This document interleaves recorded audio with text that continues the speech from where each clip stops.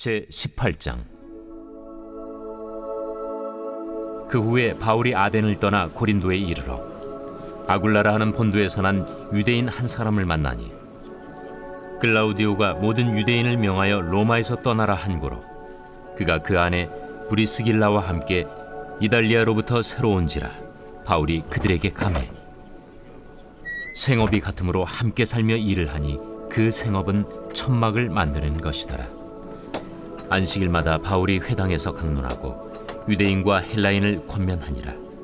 실라와 디모데가 마게도냐로부터 내려오매 바울이 하나님의 말씀에 붙잡혀 유대인들에게 예수는 그리스도라 밝히 증언하니, 그들이 대적하여 비방하거늘 바울이 옷을 털면서 이르되, 너희 피가 너희 머리로 돌아갈 것이요 나는 깨끗하니라.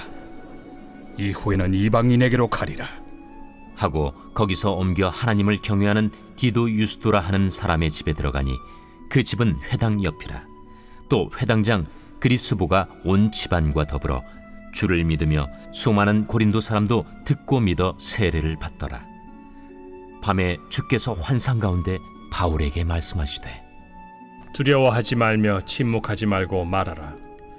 내가 너와 함께 있음에 어떤 사람도 너를 대적하여 해롭게 할 자가 없을 것이니, 이는 이 성 중에 내 백성이 많음이라. 1년 6개월을 머물며 그들 가운데서 하나님의 말씀을 가르치니라. 갈리오가 아가야 총독되었을 때 유대인이 일제히 일어나 바울을 대적하여 법정으로 데리고 가서 말하되, 이 사람의 율법을 어기면서 하나님을 경외하라고 사람들을 권한다. 바울이 입을 열고자 할 때 갈리오가 유대인들에게, 너희 유대인들아, 만일 이것이 무슨 부정한 일이나 불량한 행동이었으면 내가 너희 말을 들어주는 것이 옳거니와, 만일 문제가 언어와 명칭과 너희 법에 관한 것이면 너희가 스스로 처리하라. 나는 이러한 일에 재판장 되기를 원하지 아니하노라. 하고 그들을 법정에서 쫓아내니, 모든 사람이 회당장 소스데넨을 잡아 법정 앞에서 때리되 갈리오가 이 일을 상관하지 아니하니라. 바울은 더 여러 날 머물다가 형제들과 작별하고 배 타고 수리아로 떠나갈새 브리스길라와 아굴라도 함께 하더라. 바울이 일찍이 서원이 있었으므로 겐그레아에서 머리를 깎았더라. 에베소에 와서 그들을 거기 머물게 하고 자기는 회당에 들어가서 유대인들과 변론하니, 여러 사람이 더 오래 있기를 청하되 허락하지 아니하고 작별하여 이르되, 만일 하나님의 뜻이면 너희에게 돌아오리라 하고 배를 타고 에베소를 떠나 가이사라에 상륙하여 올라가 교회의 안부를 물은 후에 안디옥으로 내려가서 얼마 있다가 떠나 갈라디아와 부르기아 땅을 차례로 다니며 모든 제자를 굳건하게 하니라. 알렉산드리아에서 난 아볼로라 하는 유대인이 에베소에 이르니, 이 사람은 언변이 좋고 성경에 능통한 자라. 그가 일찍이 주의 도를 배워 열심으로 예수에 관한 것을 자세히 말하며 가르치나 요한의 세례만 알따름이라. 그가 회당에서 담대히 말하기 시작하거늘 브리스길라와 아굴라가 듣고 데려다가 하나님의 도를 더 정확하게 풀어 이르더라. 아볼로가 아가야로 건너가고자 하므로 형제들이 그를 격려하며 제자들에게 편지를 써 영접하라 하였더니, 그가 감에 은혜로 말미암아 믿은 자들에게 많은 유익을 주니, 이는 성경으로서 예수는 그리스도라고 증언하여 공중 앞에서 힘있게 유대인의 말을 이기미러라.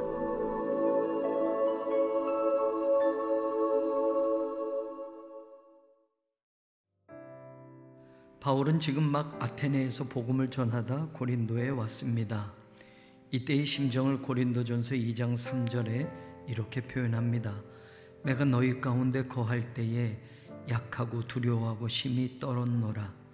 바울은 아테네에서 철학자들과 지식인들에게 그들이 알고 있는 시인이나 글을 인용하면서 수준 있게 복음을 전해보려 했지만 결과는 몇 사람만이 그를 가까이하여 믿게 되었다로 끝나고 말았습니다. 노력에 비하여 결과는 너무 미미했습니다. 사실 아테네에 와서 복음을 전하기 전에도 데살로니가에서 큰 핍박을 받고 베레아로 쫓겨가고 베레아까지 따라온 방해꾼들이 깡패들을 동원해서 또 바울을 괴롭혀서 베레아에서 아테네로 온 것이었는데 복음 전파의 결과가 큰 성과를 거두지 못하고 극렬한 반대자들로 인하여 바울은 많이 힘들었던 것입니다. 그래서 고린도에 도착했을 때의 처음 심정을 고린도 교회에 보내는 편지에 자신이 약하고 두려워하고 떨었었다고 표현했던 것입니다. 그렇게 담대했던 바울도 복음을 전하면서 지금 고린도에 머물 때에는 정말로 의기소침해 있고 심정적으로도 약해져 있었습니다. 하나님의 말씀을 전하는 사명감을 가지고 이 일을 감당하지만 두렵고 떨리는 순간들을 지나오지 않을 수 없었습니다. 그러면서 고린도전서 2장 2절에서 내가 너희 중에서 예수 그리스도와 그가 십자가에 못 박히신 것 외에는 아무것도 알지 아니하기로 작정하였으며 라고 자신의 결단을 고백합니다. 그리고는 바울의 2차 전도 여행 기간에 절반이나 해당하는 1년 6개월을 고린도에 머물며 바울은 복음을 전하게 되었습니다.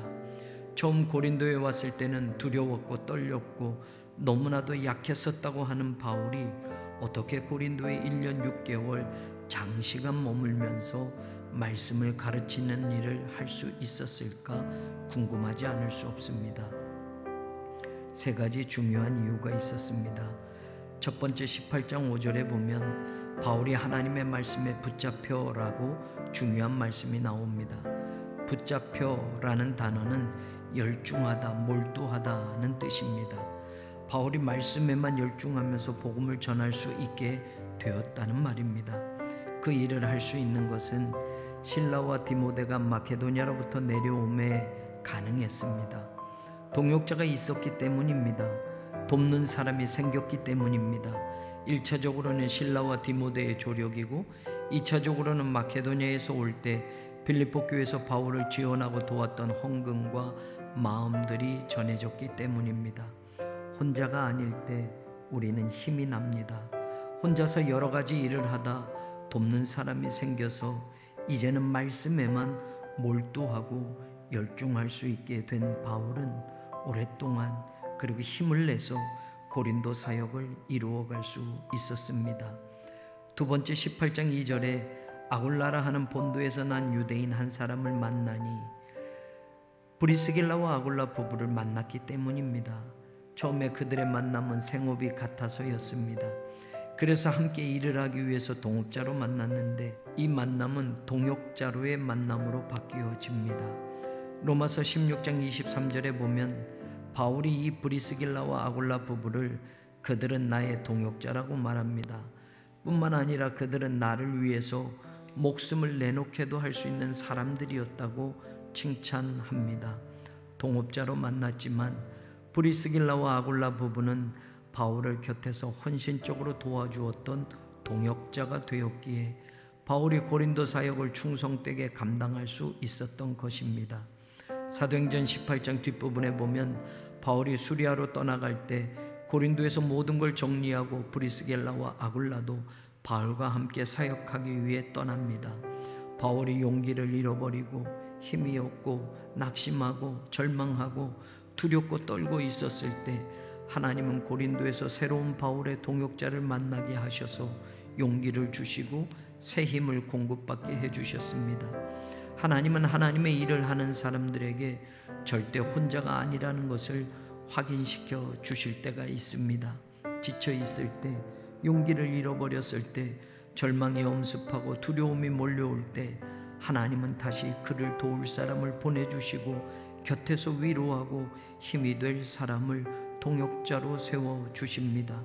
마지막 사도행전 18장 9절에서 10절에 밤에 주께서 환상 가운데 바울에게 말씀하시되 두려워하지 말며 침묵하지 말고 말하라. 내가 너와 함께 있음에 어떤 사람도 너를 대적하여 해롭게 할 자가 없을 것이니. 주님께서 환상 가운데 바울에게 나타나셔서 말씀해 주십니다. 두려워하지 말고 침묵하지 말고 복음을 전하라. 내가 너와 함께 있단다. 내가 내 곁에 있는 한 어떤 사람도 너를 대적하지도 해롭게 하지도 못할 거야. 주님은 복음을 전하는 성도와 복음을 전하는 교회에 언제나 함께해 주십니다. 그것이 어떤 경우에도 우리가 두려워하지 않을 이유이고 침묵하지 않을 이유입니다.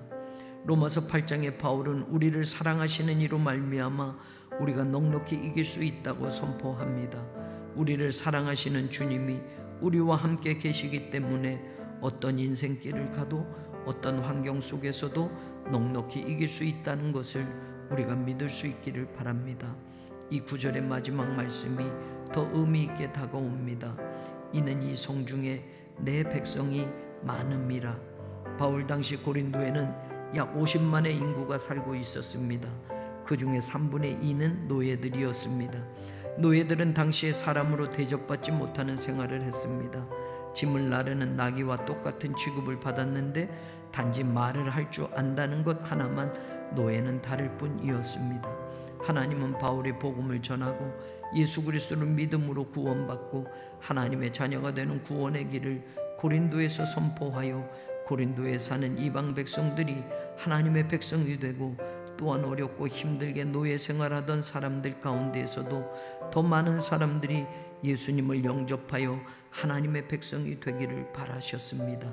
약할 때 힘 주시는 하나님, 두려울 때 용기 주시는 하나님, 절망할 때 희망을 주시는 하나님, 그 하나님이 오늘도 복음을 위해 살고자 하는 성도들 곁에서 이렇게 함께 걸어가 주십니다. 이것이 은혜 아니면 살아갈 수 없는 우리의 인생이고 사명임을 다시 깨닫고 마음으로 입술로 고백해 봅니다.